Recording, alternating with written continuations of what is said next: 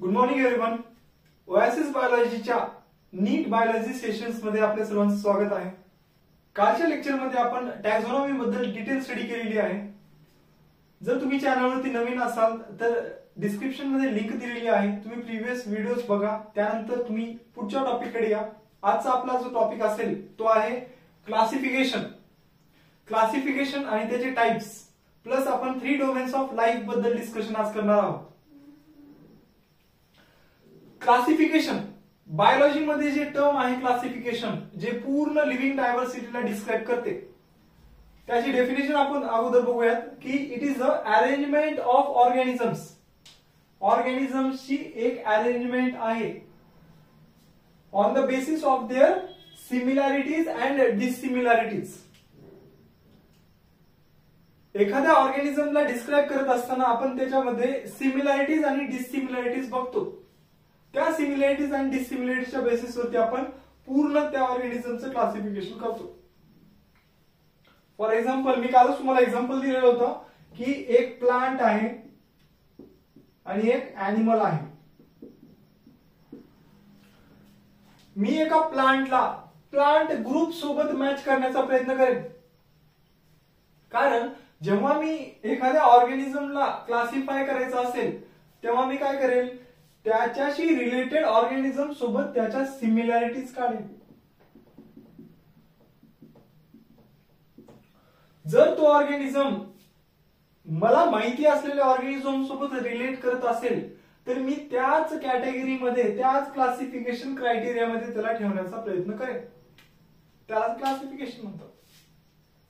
जेव्हा आपण एखाद्या ऑर्गॅनिझमचे कॅरेक्टरिस्टिक्स दुसऱ्या ऑर्गॅनिझम सोबत रिलेट करतो, त्याला कम्पेअर करण्याचा प्रयत्न करतो, आणि जेव्हा ते कंपॅरिझन आपलं होईल मग त्या ऑर्गॅनिझम सोबत आपण त्याचं काहीतरी रिलेशन शो करतो की दोन ऑर्गॅनिझम्स मध्ये सिमिलॅरिटीज आहेत, म्हणजे त्यांच्यामध्ये काहीतरी इव्होल्युशनरी रिलेशनशिप असू शकतं असं आपण म्हणतो. प्लस त्याच्या क्लासिफिकेशन चार्ट मध्ये किंवा क्लासिफिकेशन कॅटेगरीमध्ये आपण त्या ऑर्गॅनिझमला ठेवू शकतो अकॉर्डिंग टू द सिमिलॅरिटीज आणि डिसिमिलॅरिटीज. सिमिलॅरिटीज डिसिमिलॅरिटीज काढण्यासाठी काय माहिती पाहिजे आपल्याला? कॅरेक्टर्स. सिमिलॅरिटीज डिसिमिलॅरिटीज आयडेंटिफाय करण्यासाठी मला त्याचे कॅरेक्टर्स माहिती असणं गरजेचं आहे. जर मला कॅरेक्टर्स सापडले तर मी काय म्हणणार की त्या कॅरेक्टर्सला दुसऱ्या ऑर्गॅनिझम सोबत कम्पेअर करण्याचा प्रयत्न करणार. मग मला काय मिळणार? एकतर सिमिलॅरिटीज मिळणार किंवा डिसिमिलॅरिटीज मिळणार. डिसिमिलॅरिटीज जर मिळाल्या तर मी काय म्हणू शकतो की त्या दोन ऑर्गॅनिझम्स मध्ये कसलेही रिलेशन नाही. आणि जर मला सिमिलॅरिटीज मिळत असतील तर मी काय म्हणेन की त्या दोन ऑर्गॅनिझम्स मध्ये काहीतरी रिलेशन आहे, त्या दोघांचे कॅरेक्टर्स एकमेकांसोबत मॅच होत आहे. यावरनं मी क्लासिफिकेशन क्रायटेरिया ठरवू शकतो. आजच्या लेक्चरमध्ये आपण काही नवीन टर्मिनॉलॉजीज आयडेंटिफाय करणार आहोत. नवीन टर्मिनॉलॉजीज जे एक्झामच्या पॉइंट ऑफ व्ह्यूने खूप इम्पॉर्टंट आहेत. त्यावरती प्रीवियस इयर क्वेश्चन्स मध्ये मला काही पॉइंट्स आढळलेले आहेत जे क्लासिफिकेशन वरती विचारले. त्यामुळे या पॉइंटला प्रॉपरली अंडरस्टँड करून घ्या की कशा पद्धतीने क्लासिफिकेशन ठरवलं जातं, कशा पद्धतीने एखाद्या ऑर्गॅनिझमला क्लासिफाय केलं जातं, एक नवीन क्लास त्याला प्रोव्हाइड केला जातो. This is all on the basis of the similarities and dissimilarities found among the organisms. ज्या ऑर्गॅनिझम सोबत कम्पेअर करतोय त्याच्यामध्ये सिमिलॅरिटीज मिळालेत का डिसिमिलॅरिटीज मिळालेत, यावर आपण क्लासिफिकेशन ठरवतो. तर आपण नेक्स्ट पॉइंट बघूयात की टाइप्स ऑफ क्लासिफिकेशन. त्यावरून आपल्याला क्लासिफिकेशनचा एक पूर्ण आयडिया येऊन जाईल. ठीक आहे.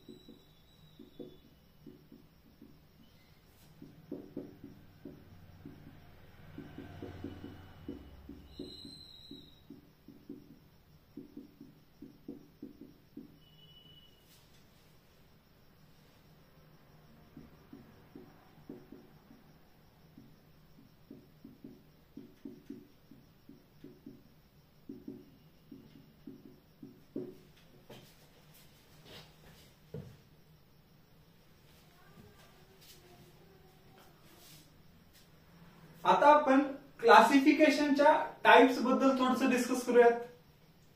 पहिला टाइप असेल नॅचरल क्लासिफिकेशन, दुसरा टाइप असेल आर्टिफिशियल क्लासिफिकेशन आणि तिसरा पार्ट असेल फायलोजेनेटिक क्लासिफिकेशन. याला थोडंसं डिटेलिंग आपण करूयात.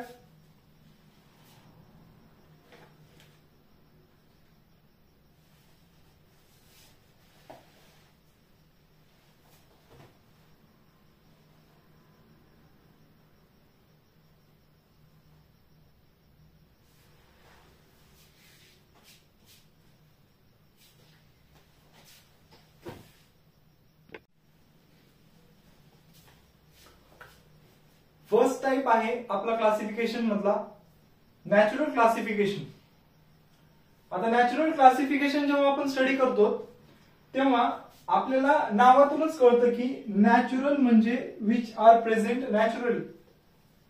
जे एखाद्या ऑर्गॅनिझम्स मध्ये नॅचरल कॅरेक्टरिस्टिक्स प्रेझेंट आहेत त्यावरून आपण त्याचं क्लासिफिकेशन करतो. जेव्हा आपण नॅचरल क्लासिफिकेशन स्टडी करतो त्यावेळेस फक्त आपण एक्सटर्नल स्ट्रक्चर्स नाही प्लस इंटरनल स्ट्रक्चर दोन्ही स्ट्रक्चर्स एकत्रित स्टडी करतो. फॉर एक्झाम्पल, जेव्हा आपण नॅचरल क्लासिफिकेशन स्टडी करायलो फक्त बाहेरून आपण एखाद्या प्लांट्सला किंवा अॅनिमल्सला डिस्क्राईब करत नाही, तो external features as well as internal structures are also study.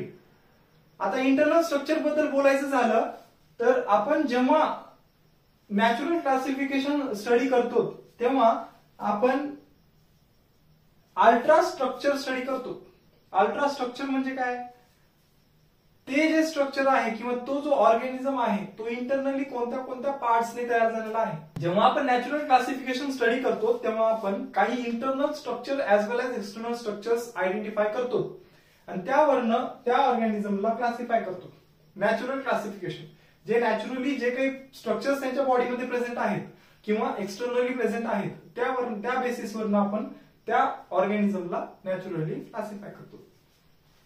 त्यामध्ये अल्ट्रा स्ट्रक्चर आलं, एम्ब्रियोलॉजी आली. अल्ट्रा स्ट्रक्चर म्हणजे all the internal structure, microscopic किंवा सेल्युलर लेवलचे जे काही स्ट्रक्चरल ऑर्गनायझेशन आहेत ते आपण अल्ट्रा स्ट्रक्चर मध्ये स्टडी करतो. एम्ब्रियोलॉजी, एम्ब्रियोलॉजी म्हणजे काय? आपण 10वी मध्ये एक चार्ट बघितला होता ज्यामध्ये एम्ब्रियोनिक सिमिलॅरिटीज आपल्याला दाखवलेल्या होत्या. वेगवेगळ्या स्पेसिसचे एम्ब्रियोज एकत्रित आणून ठेवले होते. त्यामध्ये डॉग होता, कॅट होते, रॅबिट होता, ह्युमन्स होते, म्हणजे वेगवेगळे फिश होते, वेगवेगळ्या अॅनिमल स्पेसिसचे त्यांनी एम्ब्रियो एकत्रित आणले आणि बघितलं की ऍडल्ट स्टेज मध्ये ते ऑर्गॅनिझम्स वेगवेगळ्या स्ट्रक्चर्स मध्ये डिवाइड होईल, म्हणजे त्यांच्यामध्ये व्हॅरिएशन्स येत आहेत. पण त्यांचे एम्ब्रियो बघितल्यानंतर कळतंय की त्यांचे एम्ब्रियो सिमिलॅरिटी शो करत आहेत. याचा अर्थ त्यांच्यामध्ये काहीतरी इव्होल्युशनरी रिलेशनशिप असू शकतं. ते एकमेकांपासून इव्हॉल्व्ह झालेले ऑर्गॅनिझम्स आहेत का हा प्रश्न तिथे तयार होतो. मग त्या बेसिसवरती आपण काय केलंय, एम्ब्रियोनिक सिमिलॅरिटी ज्या ऑर्गॅनिझम्स मध्ये दिसतात त्या ऑर्गॅनिझम्सला आपण नॅचरली क्लासिफाय केले on the basis of the embryology. ज्यांच्यामध्ये एम्ब्रियोनिक सिमिलॅरिटी दिसली, आपण आपला उद्देश काय क्लासिफिकेशन शिकण्याचा, सिमिलॅरिटीज आणि डिसिमिलॅरिटीज काढणे. ज्यांच्यामध्ये सिमिलॅरिटी दिसली ते एकमेकांसोबत रिलेटेड आहेत मग त्यांना आपण क्लासिफाय करू शकतो. आणि ज्यांच्यामध्ये डिसिमिलॅरिटीज दिसल्या त्यांना आपण क्लासिफाय करणारच नाही, कारण ते organisms not related, they are not related to each other. That's why we can't classify them together. त्यामुळे ज्यांच्यामध्ये सिमिलॅरिटीज दिसल्या त्यांना आपण क्लासिफाय करणार. Next anatomy. अॅनाटॉमी मध्ये आता फॉर एक्झाम्पल मी तुम्हाला सांगतो, we humans are 4 chambered hearted organisms. आपल्यामध्ये 4 चेंबर्ड हार्ट आहे. काही ऑर्गॅनिझम्स असतील 3 चेंबर्ड आहे, फिशेस असतील 2 चेंबर्ड आहे. म्हणजे काय, प्रत्येक ऑर्गॅनिझम मधली अॅनाटॉमी काही ना काही डिफरंट आपल्याला पाहायला मिळू शकते. मग ज्यांच्यामध्ये सिमिलॅरिटी दिसली, 2 ऑर्गॅनिझम्स मी आयसोलेट केलेत, दोघांमध्ये 3 चेंबर्ड हार्ट आहेत, वी कॅन क्लासिफाय देम कारण त्यांच्यामध्ये एक सिमिलॅरिटी दिसली आहे. According to the anatomical similarity I can classify them. According to the anatomical similarity आपण त्यांना नॅचरली क्लासिफाय करू शकतो. त्याच पद्धतीने फायटोकेमिस्ट्री. फायटोकेमिस्ट्री म्हणजे काय?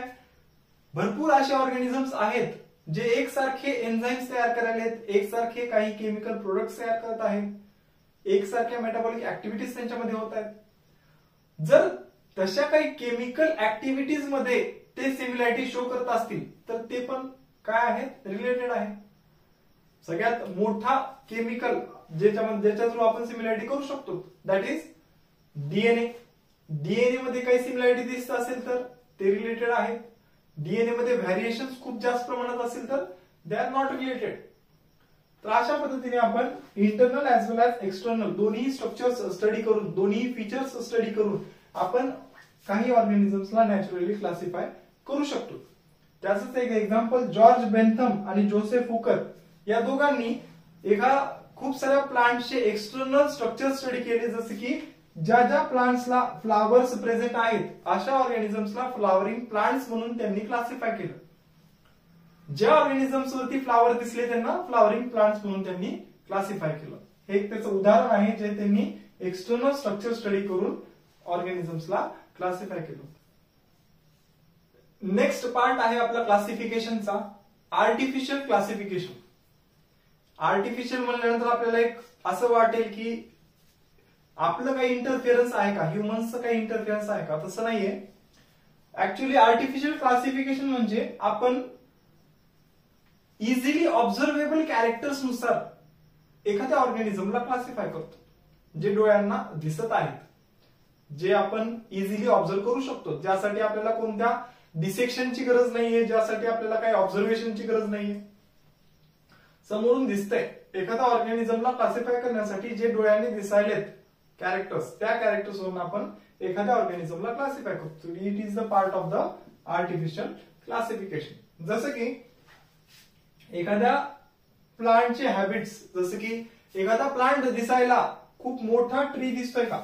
आपण एखाद्या मोठ्या ट्रीला बघितल्यानंतर काय होतं? आपण ते म्हणतो की एक मोठं ट्री आहे. छोट्या प्लांटला बघितलं तर हर्ब श्रब असेल, बरोबर आहे ना? हर्ब असेल, श्रब असेल, मोठा ट्री असेल, ग्रासेस असतील, अंडरश्रब्स असतील. हे असे जे प्लांट क्लासिफिकेशन आहेत आपण कशावरनं करतो? On the basis of the habit. हे एक आर्टिफिशियल क्लासिफिकेशनचा पार्ट आहे. इझिली ऑब्झर्वेबल कॅरेक्टर्स आहेत. काही फ्लोरल कॅरेक्टर्स असतील. फ्लावर मध्ये स्टॅमिनची हाईट काय आहे, किती स्टॅमिनची संख्या आहे, एक स्टॅमिन आहे, मल्टिपल स्टॅमिन्स आहेत, एक कार्पेल आहे, मल्टिपल कार्पेल्स आहेत, त्यावरून आपण प्लांटला क्लासिफाय करू शकतो. त्याचं एक उदाहरण आपण एक्झाम्पल घेऊ शकतो की थिओफ्रास्टसने काय केलं होतं? 480 प्लांट्स, 480 प्लांट्सला क्लासिफाय केलं होतं इंटू ट्री, हर्ब, श्रब, अंडरश्रब. ठीक आहे. अशा वेगवेगळ्या प्लांट क्लासेस मध्ये त्यांनी 480 प्लांट्सला क्लासिफाय केलं होतं. म्हणजे काय? 480 प्लांट्स त्यांनी आयसोलेट केले आणि त्या 480 प्लांट्स मधला हा प्लांट ट्री मध्ये येतो, हा प्लांट श्रब मध्ये येतो, हा प्लांट हर्ब मध्ये येतो. अशा 480 प्लांट्सला हर्ब, श्रब, ट्री, अंडरश्रब अशा 4 वेगवेगळ्या क्लासेस मध्ये त्यांनी क्लासिफाय केलं होतं आणि it is a part of the artificial classification. तर हे एक दुसऱ्या प्रकारचं क्लासिफिकेशन आपण आर्टिफिशियल म्हणतो, ज्यामध्ये आपण सांगू शकतो की इझिली ऑब्झर्वेबल कॅरेक्टर्सला आपण क्लासिफाय करू शकतो. त्यामध्ये आपण हॅबिट किंवा फ्लोरल कॅरेक्टर्स असे उदाहरण घेतले. थिओफ्रास्टसने 480 प्लांट्सला क्लासिफाय केलं होतं into trees, herb, shrub, undershrub. Third part आहे आपल्या क्लासिफिकेशनचा फायलोजेनेटिक क्लासिफिकेशन. फायलोजेनेटिक क्लासिफिकेशन, तुम्हाला फायलोजेनेटिक हा शब्द ऐकल्यानंतरच समजलं पाहिजे की हा जो टर्म आहे किंवा हे जो टाइप आहे क्लासिफिकेशनचा तो फक्त कशावरती बेस्ड आहे? तर on the basis of the genetic relatedness or the genetic relationship between the two organisms. ते ऑर्गॅनिझम्स, दोन ऑर्गॅनिझम्स किंवा ज्या ऑर्गॅनिझम सोबत आपण आपला ऑर्गॅनिझम कम्पेअर करत आहोत त्या ऑर्गॅनिझम मध्ये काही इव्होल्युशनरी रिलेशनशिप आहे का? इथे आपण असं म्हणू शकतो की इव्होल्युशनरी रिलेशनशिप. त्या ऑर्गॅनिझम्स मध्ये जर काही इव्होल्युशनरी रिलेशनशिप असेल तर ते त्यांना आपण फायलोजेनेटिक क्लासिफिकेशन थ्रू काय करू शकतो? क्लासिफाय करू शकतो. म्हणजे त्या दोन ऑर्गॅनिझम्स मध्ये इव्होल्युशनरी रिलेशनशिप काढण्यासाठी आपल्याला त्याचा जेनेटिक कोड माहिती पाहिजे किंवा जेनेटिक मटेरियल त्या ऑर्गॅनिझम्स मध्ये जेनेटिक रिलेटेडनेस किंवा इव्होल्युशनरी रिलेशनशिप काढण्यासाठी आपल्याला त्यांचा जेनेटिक मटेरियल माहिती असणं आवश्यक आहे. जेनेटिक मटेरियल म्हणजे आपण त्यांची जेनेटिक सिक्वेन्स जी आहे ती जर आपल्याला माहिती असेल तर आपण दोन ऑर्गॅनिझम्स मधला जेनेटिक रिलेटेडनेस त्यातूनच मिळणारी माहिती ज्याला आपण इव्होल्युशनरी रिलेशनशिप म्हणतो ती माहिती आपल्याला जीन सिक्वेन्सिंग केल्यानंतर समजेल की ह्या ऑर्गॅनिझम्स मध्ये काही इव्होल्युशनरी रिलेशनशिप आहेत का.